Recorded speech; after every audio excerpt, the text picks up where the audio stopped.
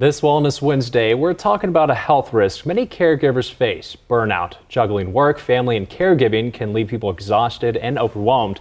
Joining us now to tell us a little bit more about it is Rachel Rivero. Rachel, thank you so much for being here. I think this is such an important thing to talk about, because not just patients struggle, but also caregivers, when they're taking care of them, it can be a lot sometimes. Yes, absolutely, because they're not usually just taking care of that person. They're also taking care of themselves, and it may be multiple people that they're taking care of. So. For people that might not know, what is this burnout that we're talking about today? So it can present in many different ways. Fatigue, really kind of having lack of energy, really struggling to get things done. They'll usually start to kind of neglect themselves and not prioritize their own health. So they may get sick more often, or just not make their own doctor's appointments and keep up with their own health things.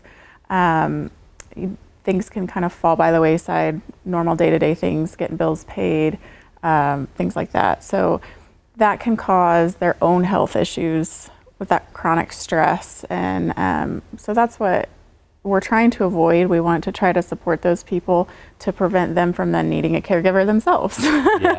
Definitely. And just dealing with that, sometimes it's hard to find that support. And what support are you giving these type of people? So we offer additional support through our care management program. So we support the patient, we work for the patient, but that includes their caregivers.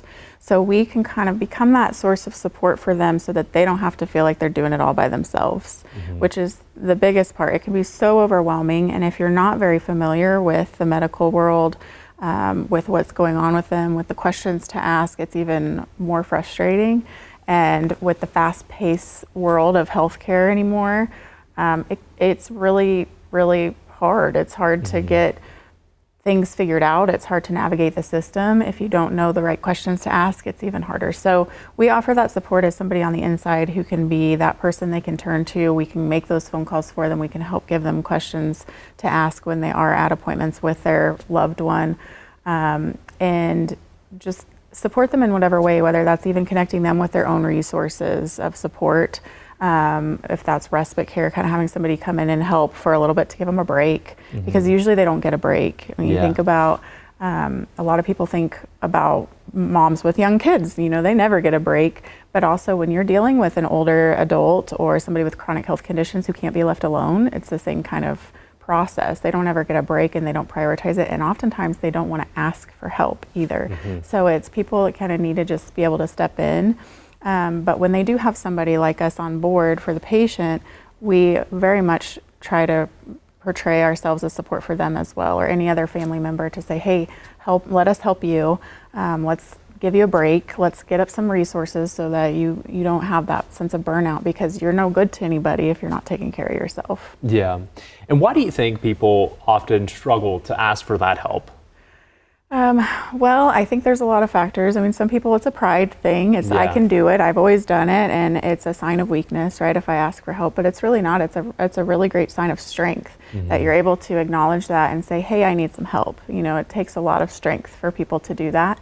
But also, it's just a busy, fast-paced world, and you don't want to be a burden on somebody else because they're busy and things like that. So I think our program is great for that, and that's what we do. That's what we're here for. And we get people who will say that all the time. I don't want to be a burden, or I'm sorry I took up your time. I'm like, literally, that's what we're here for. So don't feel bad about it. No, exactly. Definitely find that help if you're struggling. Absolutely. What was that program called again, and where can people find that again? So it's our chronic care management program at Kansas Care Connect. So you can call us, text us, go online, find how to get a hold of us. Everything's pretty much remote-based care, so it's another phone call, not another appointment you have to go to or stress about. And then we're essentially available 24/7 for support, or not like emergency services or things like that. So don't call me in the middle of the night unless it's just you're going to leave a message or send me a text or something to say, hey, I don't want to forget this, because if you're like me, you're like, oh, I need to remind her of this or let her know before I forget. So, but it's that source of support. So weekends, evenings, holidays, things like that, there's always one of us available. Yeah, what a great resource that is offered for the community. Well, thank you so much, Rachel, for being here and sharing all the fun details on this. Yeah. Of course. Hey, go check out those resources. We have them all online at our website at cake.com/guest, along with this interview. In the meantime, we'll be right back.